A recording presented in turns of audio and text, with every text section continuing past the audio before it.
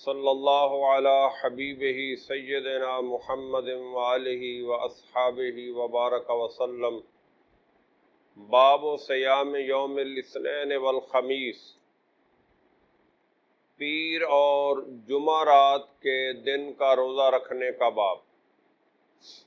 یہ عنوان باندھا ہے امام ابن ماجہ نے، جس میں وہ پیر کے دن اور جمعرات کے دن روزہ رکھنے کے حوالے سے رسول اللہ صلی اللہ علیہ وسلم کا عمل بیان فرمائیں گے، اور اس عنوان کے تحت امام ابن ماجہ اپنی سنن ابن ماجہ میں جو پہلی حدیث لائے اس کا نمبر ہے 1739، اور اس 1739 نمبر حدیث کی راویہ ہیں جناب ام المومنین سیدہ عائشہ صدیقہ رضی اللہ عنہا، حضرت ربیعہ بن الغاز رضی اللہ عنہ وہ کہتے ہیں کہ انہوں نے ام المومنین سیدہ عائشہ صدیقہ رضی اللہ عنہا سے نبی کریم صلی اللہ علیہ وسلم کے روزوں کے بارے میں پوچھا، تو ام المومنین سیدہ عائشہ صدیقہ رضی اللہ عنہا نے فرمایا کان یتحری صیام الاثنین والخمیس، نبی کریم صلی اللہ علیہ وسلم پیر اور جمعرات کا روزہ خاص اہتمام کے ساتھ رکھتے تھے، یعنی ہر پیر کا روزہ اس کا آپ اہتمام کرتے تھے، اور ہر جمعرات کا روزہ اس کا آپ صلی اللہ علیہ وسلم اہتمام کرتے تھے۔ اہتمام کا مطلب کیا ہے کہ باقاعدہ گھر والوں کو ایک شیڈیول، ایک پروگرام دے دیا گیا تھا، اور گھر والے آپ جس اہلیہ کے پاس بھی ہوتے انہیں پتہ ہوتا کہ آج پیر ہے، رسول اللہ صلی اللہ علیہ وسلم روزہ رکھیں گے، لہذا گھر والے ہر پیر اور ہر جمعرات کے روزے کی تیاری کرتے تھے۔ یتحری کا مطلب کیا ہے؟ آپ اہتمام کرتے تھے، یعنی گھر والوں کو پتہ ہوتا تھا کہ آپ نے یہ روزہ رکھنا ہے، لہذا گھر والے پھر اس کے اعتبار سے سحری کی تیاری بھی کرتے تھے اور افطاری کی تیاری بھی کرتے تھے۔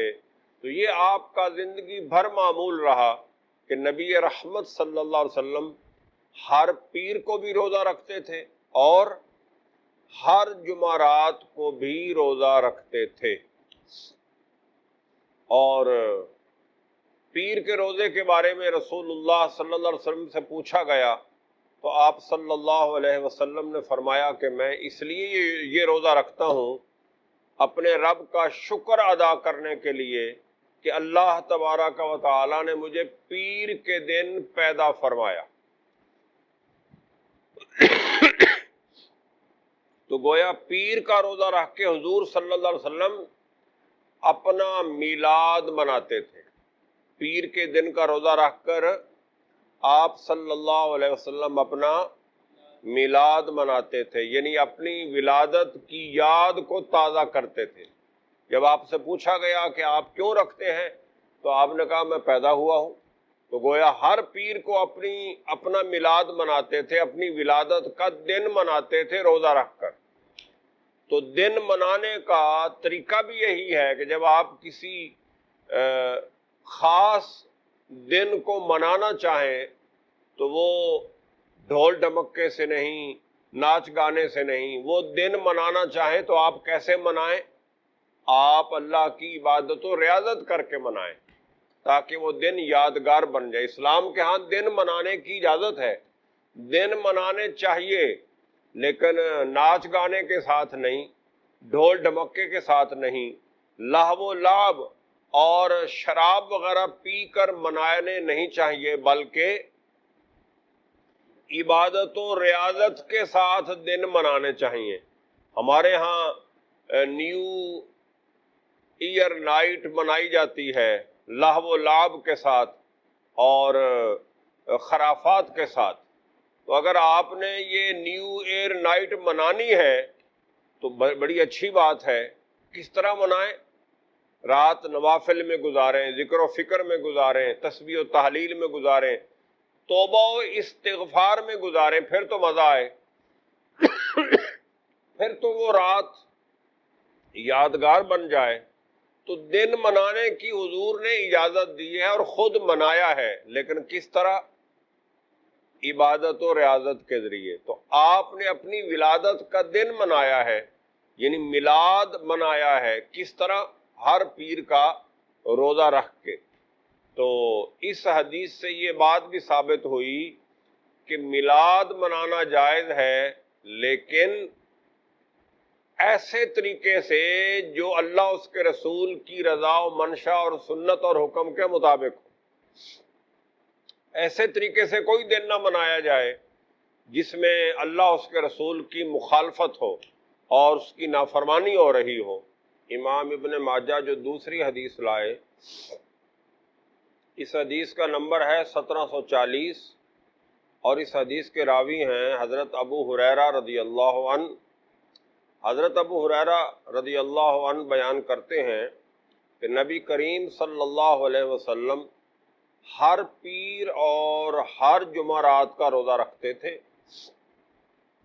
آپ صلی اللہ علیہ وسلم سے عرض کیا گیا، اِنَّکَ تَصُومُ الاثنین والخمیس، آپ ہر پیر اور ہر جمعرات کا روزہ رکھتے ہیں۔ یعنی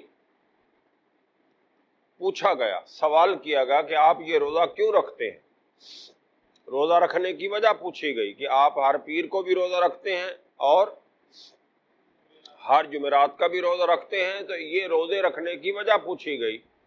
تو آپ صلی اللہ علیہ وسلم نے فرمایا، ان یوم الاثنین والخمیس یغفر اللہ فیہما لکل مسلم، ان دو دنوں میں یعنی پیر اور جمعرات میں اللہ ہر مسلمان کی بخشش فرما دیتا ہے، سوائے ایسے لوگوں کے، ایسے دو لوگوں کے جو آپس میں لڑتے ہوں، جھگڑتے ہوں۔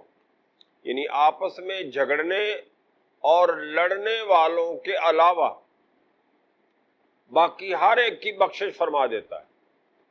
یقول، اللہ تبارک و تعالی فرماتا ہے، یعنی دو لڑنے والوں کے بارے میں اور دو جھگڑنے والوں کے بارے میں اللہ فرماتا ہے، دعہما